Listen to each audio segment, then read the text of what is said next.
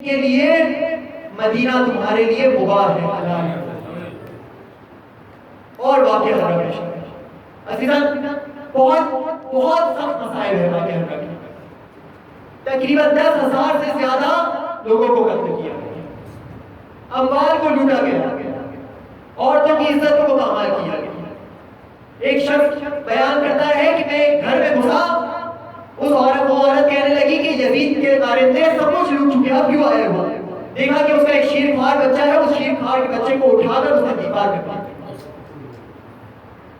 یہاں تک کہ اس کے بعد مدینہ میں آ گئے، مکہ میں آ گئے، خانہ کعبہ کو آ گئے۔ اس قدر سخت مسائل، یہ مصیبتیں اہل بیت کے بعد، کربلا کے بعد رونما ہوئی ہیں۔ یزید بے نقاب ہو رہا تھا۔ امام سید سجاد مکمل دعاؤں کے ذریعے سے اس ظالم حکومت کے خلاف لڑنے بیٹھا ہے اور صبر کیے ہوئے ہیں، شاگردوں کو تربیت کر رہے ہیں۔ 3 کام سید سجاد نے کیے ہیں، تربیت کر رہے ہیں شاگردوں کی۔ کیوں؟ اس لیے کہ یہ شاگرد جا کر اہل بیت کے فضائل کو جا کے بیان کریں گے، یہ شاگرد جا کے اصل توحید کو بیان کریں گے، اصل نبوت کو بیان کریں گے، کہ جو کہ مٹ چکی ہے یزید کے زمانے میں۔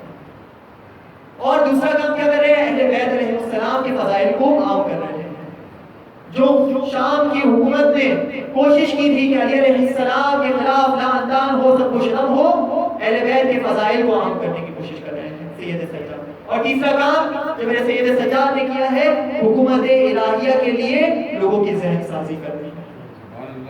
یہ جو خطبات آپ کے سامنے مکہ و بنا جو سید سجاد کہہ رہے ہیں، یہ سب کچھ اسی چیز کی کڑی ہے۔ سید سجاد نے یہ اسٹریٹجی اپنائی ہے، یہاں تک کہ یہ سلسلہ چلتا رہا امام محمد باقر اور امام جعفر صادق علیہ السلام۔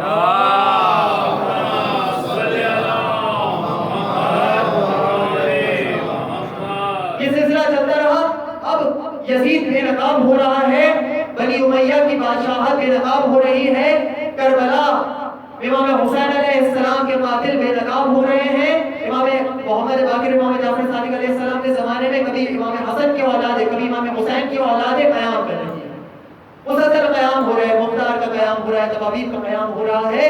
اور یہاں پر امام محمد باقر اور امام جعفر صادق نے علمی کام کا آغاز کیا، اپنے شاگردوں کو تربیت کیا۔ اب ایک زمانے میں، اس زمانے میں اس قدر شاگرد تربیت کیے کہ اب یزیدی حکومت کی، بنی امیہ کی حکومت کی علمی وقت ختم ہو گئی۔ اب اگر کسی کو کسی بھی علم میں معیار قرار دینا ہے، وہ تو صادق آل محمد کے پاس آتا ہے۔ اسٹینڈرڈ بن گئے ہیں امام محمد باقر اور امام جعفر صادق۔ کیوں؟ اس قدر شاگرد تربیت کیے ہیں، ہر علم میں امام جعفر صادق علیہ السلام نے شاگرد تربیت کیے۔ اب یہاں پر علمی وقت یزیدی حکومت کی، بنی امیہ کی ختم ہو چکی ہے۔ دوسری طرف سے مسلسل مسلحانہ مقاومت ہو رہی ہے امام حسن کی اولادوں کی طرف سے اور امام حسین کی اولادوں کی طرف سے۔ اب یہاں پر بھی امام جعفر صادق غیر محسوسانہ طریقے سے، مخفیانہ طریقے سے اس مسلحانہ کوششوں کی بھی تائید کر رہے ہیں، حمایت کر رہے ہیں۔ ایک مرتبہ جناب زید کے قیام کے بعد جو لوگ شہید ہو گئے ان کے بارے میں کہتے ہیں کہ ان کے ورثاء کی ذمہ داری مجھ پر ہے۔ ایک طرف علمی حکومت ختم ہو چکی ہے اور ایک طرف امام جعفر صادق علیہ السلام اس علمی حکومت کے ساتھ ساتھ کوشش میں ہے کہ یہ مسلحانہ کوششیں بڑھتی رہیں، یہاں تک کہ امام کاظم علیہ السلام کے زمانے میں حکومت الہیہ کا قیام ہوا۔ اب آپ خود دیکھیں، بنی امیہ کے خلاف سازش ہو رہی ہے، مسلسل بنی امیہ کے خلاف کا چہرہ بے نقاب ہو رہا ہے۔ امام جعفر صادق علمی معیار بن چکے ہیں اور اسی طریقے سے قیام ہو رہے ہیں مسلسل۔ اب اس کے اندر بنی عباس الرضا من آل محمد کا نعرہ بلند کرتے ہیں۔ میرے امام جعفر صادق علیہ السلام مسلسل انہیں سمجھا رہے ہیں کہ کچھ دیر صبر کرو، کچھ وقت صبر کر جاؤ، امام محمد کاظم، امام موسیٰ کاظم علیہ السلام قیام کریں گے۔ کیوں؟ اس لیے کہ امام موسیٰ کاظم کا ایک لقب قائم بھی ہے۔ امام زمانہ صلی اللہ تعالیٰ فرجہ و شریف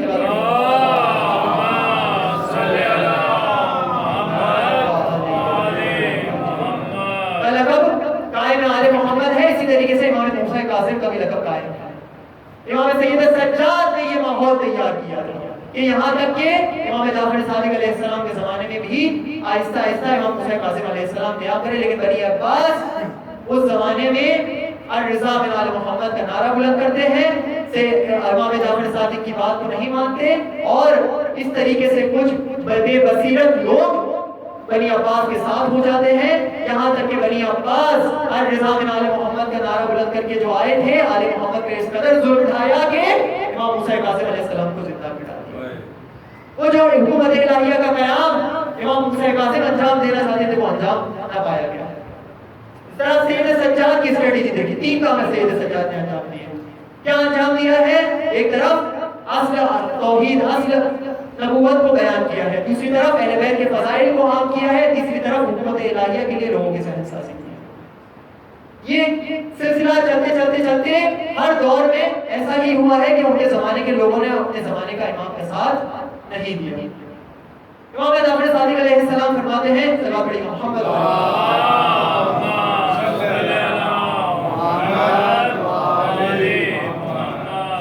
فرماتے ہیں فضیل بن یسار سے ایک مرتبہ کہتے ہیں کہ اے فضیل کل رات تم کہاں تھے؟ فضیل کہتے ہیں مولا میں مشغول تھا، مصروف تھا، اور میں آپ کی خدمت میں نہیں آ سکتا۔ میرے مولا کہتے ہیں کہاں تھے فضیل بتاؤ؟ ایک مرتبہ اصرار کیا تو میرے مولا سے کہنے لگے فضیل بن یسار، امام جعفر صادق علیہ السلام، فضیل بن یسار امام جعفر صادق سے کہنے لگے مولا کل رات کچھ دوست میرے گھر میں آئے تھے اور اچانک میں آپ کے جد امام حسین علیہ السلام کی یاد آئی۔ ایک مرتبہ امام حسین کی یاد آنی تھی، ہم نے سوچا کہ ایک مجلس عزا برپا کرتے ہیں، ہم نے مجلس عزا برپا کی تو ایک مرتبہ میرے مولا امام جعفر صادق علیہ السلام فرماتے ہوئے کہتے ہیں فضیل ہم بھی تو وہاں پہ تھے، ہم بھی تو وہاں پر تھے۔ تڑپ کر فضیل کہنے لگے مولا میں نے تو آپ کو نہیں دیکھا، آپ کہاں پر تھے؟ فضیل کہنے لگے، ایک مرتبہ میرے مولا کہنے لگے کہ جب تم دروازے سے نکل رہے تھے تو اس وقت تم نے ایک سفید لباس پہنے شخص کو نہیں دیکھا تھا دروازے کے کنارے؟ فضیل کہنے لگے ہاں میں نے دیکھا تھا، لیکن میں اپنے دوستوں میں مشغول تھا، میں اس طرح متوجہ نہیں ہوا۔ تو میرے مولا کہنے لگے اے فضیل وہ کوئی اور نہیں، وہ ہم ہیں جو تمہاری مجلس سے آسان ہے۔ تڑپ کر کہنے لگے فضیل مولا آپ جب مجلس میں آئے تھے تو آتے صدر محفل میں بیٹھتے، آپ دروازے کے کنارے کیوں بیٹھے ہوئے تھے؟ میرے مولا امام جعفر صادق کہنے لگے فضیل ہم کس طریقے سے تمہارے مجلس میں آگے بیٹھتے کہ سید میری جدہ جناب زہرا سلام اللہ علیہا دروازے کے کنارے بیٹھی ہوئی۔ ہمارا جو عقیدہ ہے نا کہ مجلس حسین میں سیدہ آتی ہے، یہاں سے ثابت۔ بس عزیزان بہت مسائل اہل بیت پہ ڈھائے گئے ہیں۔ سید سجاد خود سید سجاد کی شہادت کا دن ہے آج کے دن۔ سید سجاد جب کوفہ میں ہے تو ابن زیاد اہل حرم کو زندان میں ڈال دیتا ہے۔ یزید کو خط لکھ رہا ہے کہ اہل حرم کے اسیروں کا کیا کیا ہے۔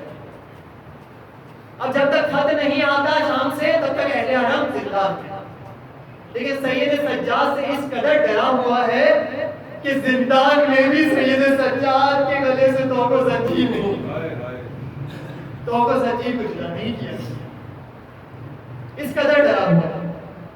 ایک مرتبہ یزید کا خط آتا ہے کہ اسیروں کو شام بھیج دیا جائے۔ اب یہ کارواں روانہ کیا جا رہا ہے۔ جانتے ہیں روایت لکھتی ہے کہ ایک مرتبہ جب یہ کارواں تیار ہو چکا تو اس میں خواتین کو، اہل حرم کی خواتین کو آگے کی طرف رکھا گیا، بے مغنا و چادر رسی باندھ کے آگے کی طرف رکھا گیا۔ اہل عرب کے جتنے بھی سر تھے، شہداء کے جتنے بھی سر تھے، انہیں آگے کی طرف رکھا گیا، اور میرے سید سجاد کو کاروان میں سب سے پیچھے رکھا گیا۔ میرے سید سجاد کوفہ سے شام تک 15 شہر ہیں کہ جہاں پہ یہ دیکھ رہے ہیں کہ شہداء کے سر آگے بڑھ رہے ہیں، اہل عرب میں مغنا و چادر شہروں میں لے جائی جا رہی ہے، ہر شہر میں جشن کا بہار ہے۔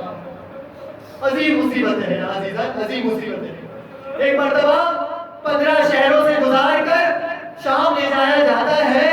شام کے بازار میں ایک مرتبہ یزید کے دربار میں جب جانا ہوتا ہے تو اس وقت ایک شخص آگے بڑھتا ہے، اس کی نگاہ امام حسین کی بیٹی فاطمہ پہ پڑتی ہے۔ روایت لکھتی ہے کہ فاطمہ بنت حسین کی نگاہ پڑتی تھی۔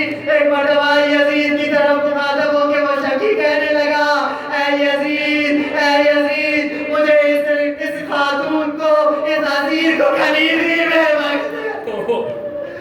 عزیزہ سید سجاد دیکھ رہے ہیں کہ اہل عالم کو خلیفی میں مانگا جا رہا ہے، اور یہاں سید سجاد نے بہت مصائب جھیلے ہیں۔ ایسے صحیح کہتے ہیں کہ نعمان جب آ کے پوچھتا ہے نا کہ مولا آپ پہ سب سے زیادہ کب مصائب اٹھائے گئے، تو میرے مولا الشام کہتے ہیں۔ جانتے ہیں میرے مولا ایک کے بعد ایک مصائب کو بیان کرنا شروع کرتے ہیں۔ اے نعمان، شام کے بازاروں میں جب ہم جا رہے تھے تو تلواریں اور نیزے لہراتے ہوئے ہمیں احاطہ کر دیتے تھے، ہمارا احاطہ کر کے یہ تلواریں لہراتے تھے، نیزے لہراتے تھے اور جشن مناتے تھے۔ ہاں نعمان، کہ جب ہم جا رہے تھے تو جانے کے وقت ہمیں بازاروں میں لے جایا گیا، ہمیں پورے شام کے بازاروں میں لے جایا گیا۔ شام کی عورتیں چھتوں سے ہم پر آگ پھینکا کرتی تھی۔ ایک مرتبہ آگ پھینکی تھی اور میرے امامے پہ لگی تھی، میرے ہاتھ بندھے ہوئے تھے اور میں امامے کی آگ کو نہیں بجھا پایا۔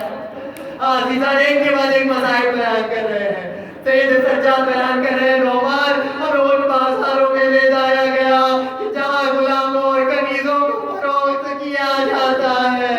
ارے نعمان، ہمیں یہود و نصارہ کے گھروں کے پاس سے گزارا گیا اور کہا گیا کہ یہ وہی ہے کہ جن کے اجداد نے خیبر و خندق میں تمہارے اجداد کو قتل کیا تھا، آؤ آج ان سے انتقام لو۔ امام سجاد بیان کر رہے ہیں جیسے ہی ان کا یہ کہنا تھا، ان لوگوں نے پتھر اٹھائے اور ہم پر پتھراؤ کیا۔ سید سجاد کہہ رہے ہیں جب میں پورا دن دھوپ میں، بھوک و پیاس میں شام کے بازاروں میں گھمایا گیا، شہداء کے سروں کو ہمارے سامنے لے جایا گیا، یہاں تک کہ امام حسین اور حضرت عباس کا سر میری بیوی ام کلثوم اور زینب کے سامنے تھا اور مسلسل انہیں دکھا کے جلایا کرتے تھے۔ اور عزیزاں سخت مصائب ہے، بہت سخت مصائب ہے۔ ایسے ہی میرے مولا سید سجاد نہیں کہتے کہ جب قصاب کہ کوئی بھی ذبح کرنے لگتا تھا نا تو میرے مولا سے چھپا لیا کرتا تھا۔ ایک مرتبہ میرے مولا نے قصاب کو ذبح کرتے ہوئے دیکھ لیا، پلٹ کر پوچھ رہے ہیں قصاب یہ بتا کہ تم نے اسے پانی پلایا یا نہیں؟ وہ کہنے لگا مولا میں مسلمان ہوں، میں اس روایت کو قبول کرتا ہوں کہ جانور کو پانی پلا کے ذبح کیا جاتا